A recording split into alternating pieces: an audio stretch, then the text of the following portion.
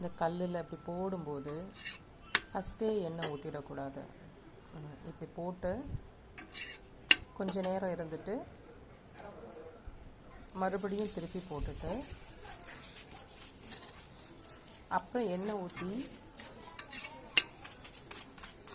கரண்டியை வச்சு இப்படி தேய்ச்சி விட்டிங்கன்னா நல்லா உப்பி வரும். நல்லா எண்ணெய் ஸ்ப்ரெட் ஆகுற மாதிரி தேய்ச்சி பாருங்க. இன்னொரு சப்பாத்தி போட்டு எடுத்திங்கன்னா கல்லில் போட்டு சப்பாத்தி ரொம்ப சாஃப்டாக இருக்கும். கொஞ்சம் சூடு ஏறினதும் சப்பாத்தியை திருப்பி போடணும். திருப்பி போட்டு கொஞ்ச நேரம் அந்த ஹீட்லேயே இருக்கும்போது மறுபடியும் திருப்பி போட்டு அதுக்கப்புறம் எண்ணெயை சுற்றி ஊற்றி கரண்டியை வச்சு தடவிட்டு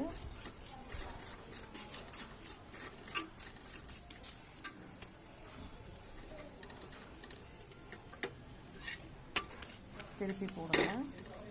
சப்பாத்தி ரொம்ப சாஃப்டாக வரும். நீங்கள் ட்ரை பண்ணி பாருங்கள்.